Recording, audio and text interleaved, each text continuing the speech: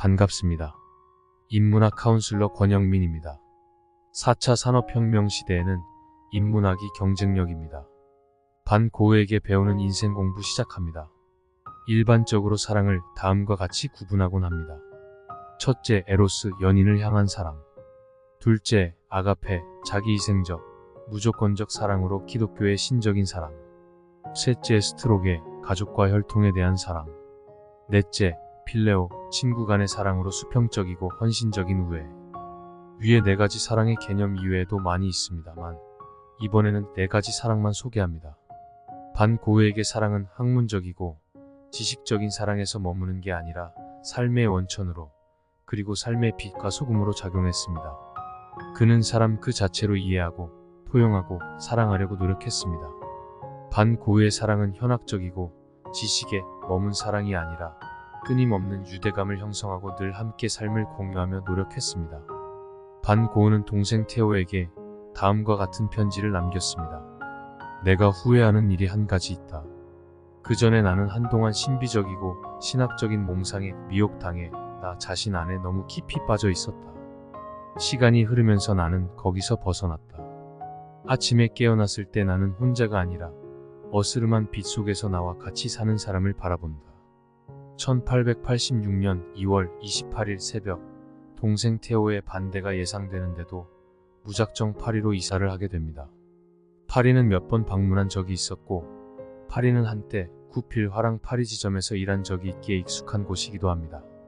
이전에 근무한 적이 있던 구필 화랑은 그 뒤로 부소와 발라동이란 이름으로 바뀌어 있었고 반고흐의 영혼의 동반자인 동생 테오가 그 지점을 책임지고 있었습니다.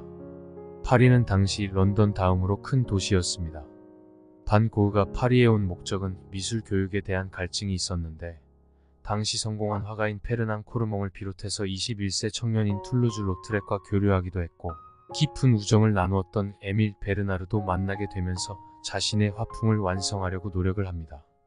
당시 에밀 베르나르가 기억하는 반고흐는 이를테면 톡수리 같은 모습의 빨간 머리와 염소수염과 거친 콧수염, 면도한 두피와 날카로운 인매, 보통의 키, 다부지지만 결코 과하지 않은 체격, 빠른 몸짓과 뒤뚱거리는 걸음걸이. 반고흐가 그랬다.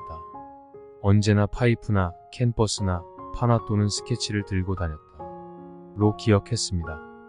반고흐는 몽마르트 위 가파른 언덕 위의 동생 집에 함께 거주하면서 그림 그리는 일에 최선을 다했습니다.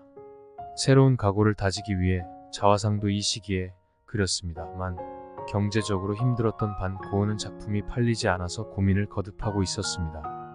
위 작품에서 보듯 당시 파리의 화가들은 밝고 원색의 그림을 그렸지만 반고흐는 예전의 화풍으로 어둡고 칙칙한 그림을 많이 그리곤 했습니다. 어둡고 답답한 마음을 담은 작품 가운데 홍합과 새우가 있는 정무라도 있습니다. 물심양면으로 도움을 준 동생 테오에게 고마움보다 미안한 마음이 더 컸던 그는 자신의 그림을 팔아 경제적으로 자립하려고 했습니다. 한 면 전체를 빨간 새우와 거무스름한 홍합이 차지하고 있다. 그들이 엉켜있는 모습이 묘한 흥분을 일으킨다. 풍요의 바다속이 아닌 조그마한 화폭 속에서 그들은 자신의 삶 마지막을 기다리고 있다. 거기에는 아무 희망도 있을 수 없다. 아무도 도와주지 않았다. 오직 그들의 소리 없는 절규만이 있다. 1887년 편지에서 그는 당시 화방을 운영하던 탕기 할아버지에게 팔려고 생각했지만 발걸음을 돌려 작은 골목길에 있는 조그마한 만물상으로 향했습니다. 만물상의 그림이라니. 그러나 반고흐는 개의치 않았습니다. 만물상에는 싸구려 그림과 철제 의자 등 온갖 물건으로 가득 차 있었습니다. 그림을 본 만물상 주인은 그림이 어둡다며 사려고 하지 않습니다. 결국 그림 가격이라고 하기엔 턱없이 부족한, 사실 그림에 사용한 물감 값도 되지 않는 1프랑에 해당하는 백상트의 그림을 사주었습니다. 반고흐는 그 돈을 받아 도망치다시피 해서 나왔습니다. 창피하기도 했지만 그래도 자신의 그림이 이렇게라도 팔릴 수만 있다면 하는 작은 희망을 가졌기 때문입니다. 그날은 아침부터 진눈깨비가 내리고 있었습니다. 길모퉁이를 막 지날 때 흩어지는 진눈깨비를 맞으며 동냥하는 할머니와 눈이 마주쳤습니다. 반고흐는 그 할머니의 눈을 피하지 못합니다. 그냥 지나치지 못한 반고흐는 방금 판 그림값, 백상틀을 꺼내어 몽땅 할머니의 손에 쥐어주고는 아파트로 향했습니다. 반 고우에게 이 돈은 동전 몇 개가 아닙니다.